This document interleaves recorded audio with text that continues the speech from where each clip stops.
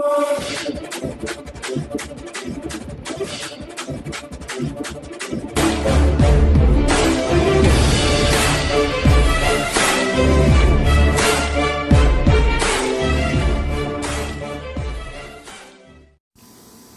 प्यारे Hindustan news channel में आपका हार्दिक स्वागत है। खबर रोहतक से। आईसीडीएस सुपरवाइजर वेलफेयर एसोसिएशन ने की सरकार से मांग, स्थानांतरणों व ऑनलाइन ट्रांसफर नीति को तुरंत प्रभाव से लगाई जाए रोक। सुपरवाइजर का पति 100% विकलांग, कोर्ट में स्टे भी, इसके बावजूद यमुनानगर कर दिया ट्रांसफर। स्थानांतरण नीति को रद्द करवाने के लिए आईसीडीएस सुपरवाइजर वेलफेयर एसोसिएशन ने बजाया आंदोलन का बिगुल। 10 अगस्त को मुख्यमंत्री को भेजेंगे ज्ञापन। 16 अगस्त को मंत्री से मास डेपुटेशन मिलने जाएगा Kaithal. ICDS supervisor welfare association Haryana ने स्थानांतरण नीति को रद्द करवाने के लिए आंदोलन का बिगुल बजा दिया है। इस कड़ी में आगामी 10 अगस्त को जिला कार्यक्रम अधिकारियों के माध्यम से मुख्यमंत्री को ज्ञापन भेजा जाएगा। यदि फिर भी तबादलों को रद्द नहीं किया गया तो आने वाले 16 अगस्त को विभाग के मंत्री मास डेपुटेशन मिलने कैथल जाएगा। ICDS supervisor welfare association Haryana की प्रदेशाध्यक्ष सविता ने इस संवाददाता से बातचीत करते हुए यह जानकारी देते हुए बताया कि सरकार द्वारा 312 आईसीडीएस सुपरवाइजर की ऑनलाइन स्थानांतरण किया गया है। उन्होंने बताया कि झज्जर में एक सुपरवाइजर का पति 100% विकलांग है और उसने कोर्ट से स्टे भी लिया हुआ है। उसके बावजूद उसका तबादला यमुनानगर कर दिया गया है। इसके अलावा 78 महिला सुपरवाइजरों को उनके घर से 150 से 350 किलोमीटर दूर ट्रांसफ़र कर दिया गया है। इसमें अविवाहित व नवंबर महीने में रिटायर होने वाले सुपरवाइजरों तक को नहीं बख्शा गया है। महिला सुपरवाइजरों के ये तबादले उस समय किए गए हैं जब राज्य परिवहन की बसें व मेट्रो रेल की सुविधा तक नहीं है। उनका कहना था कि कोरोना महामारी में फरीदाबाद व गुड़गांव, पलवल व मेवात जैसे स्थान जहां कोरोना का कहर है, वहां एकदम किराए पर मकान मिलना भी मुश्किल है। महिलाओं के लिए अकेला रहना सुरक्षित भी नहीं है। बेटी बचाओ बेटी अभियान को तेजी से लागू करने वाली व हरियाणा में लिंग अनुपात बढ़ाने वाली सुपरवाइजर को सरकार द्वारा अच्छा तोहफा दिया गया है। दूसरी तरफ सरकार बिना पर्ची बिना खर्ची के तबादले करने की डींगे हाँक रही है।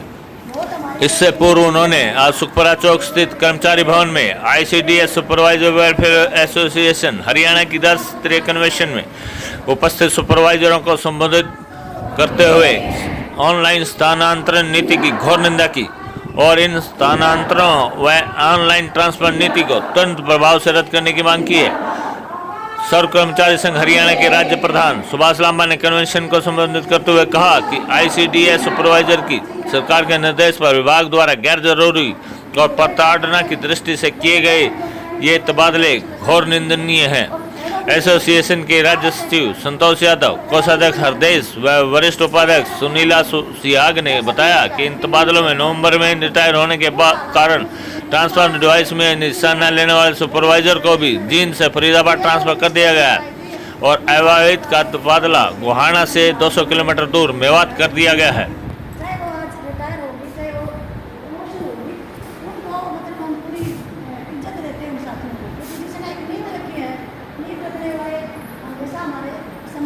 रोहतक से अनूप कुमार सैनी की रिपोर्ट। जी, क्या नाम है? मैं सविता हूँ, आईसीडीएस सुपरवाइजर वेलफेयर एसोसिएशन की स्टेट की प्रधान।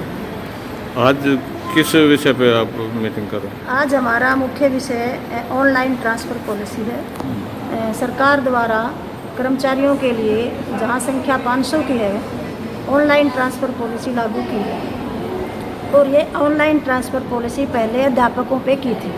बहुत सारे अध्यापक कोर्ट से स्टे लेके आए हुए हैं और अध्यापक की जो यूनियन है उन्होंने सरकार को लिखित में दिया हुआ है कि ये ट्रांसफ़र पॉलिसी ठीक नहीं है, इसको ठीक किया जाए या इसको रद्द किया जाए। लेकिन सरकार ने उनकी बात नहीं सुनी और इसको पूरे हरियाणा के कर्मचारियों पे लागू कर दिया और सबसे पहले महिला एवं बाल विकास पे लागू किया। इस पॉलिसी के संबंध में हम पहले माननीय मुख्यमंत्री को हमारी जो जिला कार्यक्रम अधिकारी हैं उनके माध्यम से ज्ञापन दे चुके और उनसे रिक्वेस्ट कर चुके कि कोरोना महामारी है, इस महामारी में अगर हमारी सुपरवाइज़र दूसरी जगह पे जाएंगी तो वो काम नहीं कर पाएंगी। क्योंकि हमारा काम पब्लिक डीलिंग का है। हमने रिपोर्ट आंगनवाड़ी वर्करों से लेनी है, और जिस वर्कर को हम जानते नहीं उसकी जाते ही हम रिपोर्ट कैसे देंगे, वो ठीक है या गलत है हमें कैसे पता चलेगा। एक तो ये कारण था, हमने ये लिखा था तो कम से कम 1 साल के लिए इसको टाल दो, और दूसरा हमने ये भी लिखा था कि इसको रद्द ही कर दें, लेकिन उन्होंने हमारी एक नहीं सुनी और ऑनलाइन ट्रांसफ़र पॉलिसी कर दी।